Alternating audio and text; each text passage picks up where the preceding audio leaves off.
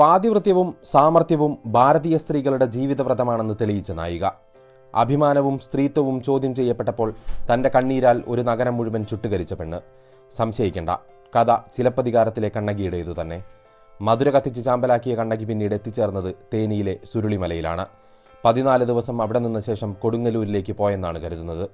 തമിഴ് മക്കളുടെ വീരനായിക കണ്ണകിക്ക് കേരളത്തിലും ഒരു ക്ഷേത്രമുണ്ട്. വർഷത്തിലൊരിക്കൽ ചൈത്രമാസത്തിലെ പൗർണമിക്ക് മാത്രം തുറന്ന് പൂജ നടക്കുന്ന അമ്പലം. കുമളിക്കടുത്ത് കൊടുങ്കാടിനുള്ളിലെ നൂറ്റാണ്ടുകൾ പഴക്കമുള്ള മംഗളാദേവി ക്ഷേത്രം. മംഗളാദേവി ക്ഷേത്രത്തിന്റെ വിശേഷങ്ങളാണ് ഈ വീഡിയോയിൽ. ഇടുക്കി ജില്ലയിലെ കുമളിയിൽ നിന്ന് 13 കിലോമീറ്റർ അകലെയാണ് മംഗളാദേവി ക്ഷേത്രം. കുമളിയിൽ നിന്ന് ജീപ്പിലാണ് മുന്നോട്ടുള്ള യാത്ര. മംഗളാദേവി ക്ഷേത്രത്തിലെ ഉത്സവത്തിന്റെ അന്ന് മാത്രമേ സന്ദർശകർക്ക് അവിടേക്ക് പ്രവേശനമുള്ളൂ. അതുകൊണ്ട് തന്നെ കാനനഭൂമി ചൈത്ര പൗർണമിക്ക് മനുഷ്യസാന്ദ്രമാകും.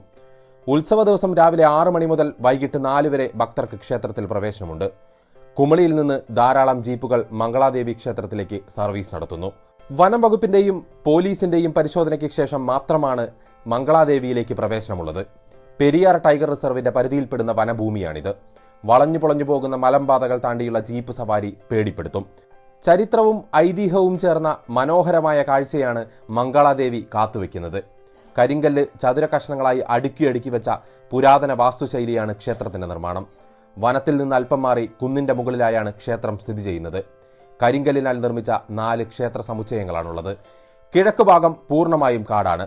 2 പ്രവേശന കവാടങ്ങളുണ്ടെങ്കിലും ഒന്ന് ഇപ്പോൾ ഉപയോഗശൂന്യമാണ്. കുറ്റിച്ചെടികളും മരങ്ങളും വൻമരങ്ങളും കവാടത്തെ പൂർണ്ണമായും അടച്ചിരിക്കുന്നു. ക്ഷേത്രത്തിന്റെ വടക്കുഭാഗത്തായാണ് നടപ്പന്തലുള്ളത്. പല ഭാഗത്തും തകർന്നു കിടപ്പാണ് ക്ഷേത്രം. ഏറ്റവും ആകർഷണം 4 കൂറ്റൻ തൂണുകളാണ്. 10 അടിയോളം ഉയരത്തിൽ ചതുരാകൃതിയിലാണ് തൂണുകൾ. 4 ക്ഷേത്ര സമുച്ചയത്തിൽ 2 എണ്ണത്തിൽ മാത്രമാണ് പ്രധാന പൂജ നടക്കുന്നത്. ഇതിലൊന്നിൽ മംഗളാദേവിയും മറ്റൊന്നിൽ ശിവനുമാണ് പ്രതിഷ്ഠ. ഒരു ശ്രീകോവിൽ പ്രവർത്തനരഹിതമാണ്. പിന്നെയുള്ളത് അങ്കളേശ്വരി പ്രതിഷ്ഠയുള്ള ചെറിയ ശ്രീകോവിലാണ്. 4 ക്ഷേത്രങ്ങളിൽ ഏറ്റവും വലുത് ശിവപ്രതിഷ്ഠയുള്ള കോവിലാണ്. കല്ലിലുള്ളതാണ് പ്രതിഷ്ഠ. സാധാരണ ക്ഷേത്രങ്ങളിൽ കാണുന്നതിൽ നിന്നും തീർത്തും വ്യത്യസ്തമാണ് ഇവിടുത്തെ ശ്രീകോവിൽ. നടപ്പന്തലുകളോ ഗോപുരവാതിലുകളോ ഒന്നുമില്ലാത്ത ഒറ്റമുറി ശ്രീകോവിൽ. പ്രതിഷ്ഠയ്ക്ക് വളരെ അടുത്തുനിന്ന് ഭക്തർക്ക് പ്രാർത്ഥിക്കാം. കൈയെത്തുന്ന ദൂരെയാണ് വിഗ്രഹമെങ്കിലും ഭക്തരെയും പ്രതിഷ്ഠയും തമ്മിൽ വേർതിരിക്കുന്ന ഒരു കൽപ്പടവുണ്ട്. അതുപോലെ തന്നെയാണ് കണ്ണകിയുടെ ശ്രീകോവിലും. വെള്ളിയിൽ തീർത്ത വിഗ്രഹമാണ് അഥവാ കണ്ണകി മംഗളാദേവിയുടേത്. ഈ വിഗ്രഹം ചൈത്രമാസത്തിലെ പൗർണമി ദിവസം കമ്പത്തിൽ നിന്നും ഇവിടെ കൊണ്ടുവന്നാണ് പൂജിക്കുന്നത്. മംഗളാദേവി ക്ഷേത്രത്തിലെ ചടങ്ങുകൾക്കും സവിശേഷതകളുണ്ട്. കേരളീയ തമിഴ് ആചാരങ്ങൾ ഒന്നിച്ചു നടക്കുന്ന ഏക ക്ഷേത്രമായിരിക്കും മംഗളാദേവി ക്ഷേത്രം. ഇവിടുത്തെ ശിവപ്രതിഷ്ഠയുള്ള ശ്രീകോവിലിൽ പൂജ ചെയ്യുന്നത് കേരളീയനായ പൂജാരിയാണ്.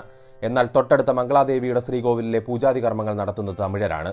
ക്ഷേത്രവും ഭൂമിയും പൂർണ്ണമായും കേരളത്തിന്റെ പരിധിയിലാണെങ്കിലും തമിഴ് മക്കൾ അവകാശമുന്നയിച്ചതോടെയാണ് മംഗളാദേവി ക്ഷേത്രവും പരിസരവും തർക്കഭൂമിയായി മാറുന്നത്. മംഗളാദേവി ക്ഷേത്രത്തിലെ ഉത്സവത്തിന് മലയാളികളും തമിഴരുമായ ഭക്തജനങ്ങളുടെ തിരക്കാണ്. തെക്കൻ കേരളത്തിൽ കണ്ടുവരുന്ന പൊങ്കാല ഇവിടെയും കാണാൻ സാധിക്കും. പൊങ്കലിനുള്ള സാധനങ്ങളെല്ലാം നാം തന്നെ കൊണ്ടുപോകണം.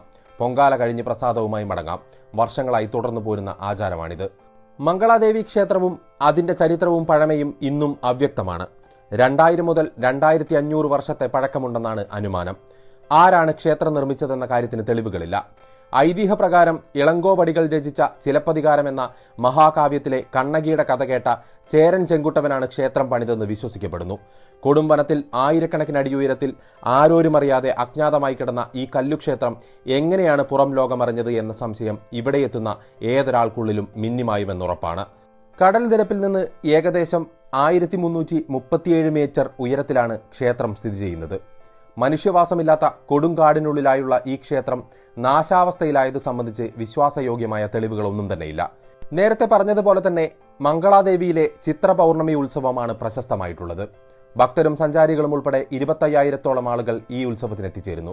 രാവിലെ 6 മണി മുതൽ വൈകിട്ട് 4 മണി വരെ പ്രത്യേക പൂജകൾ നടക്കുന്നു. പെരിയാർ വന്യജീവി സംരക്ഷണ കേന്ദ്രത്തിനുള്ളിലൂടെയാണ് ക്ഷേത്രത്തിലേക്കുള്ള പ്രവേശനം.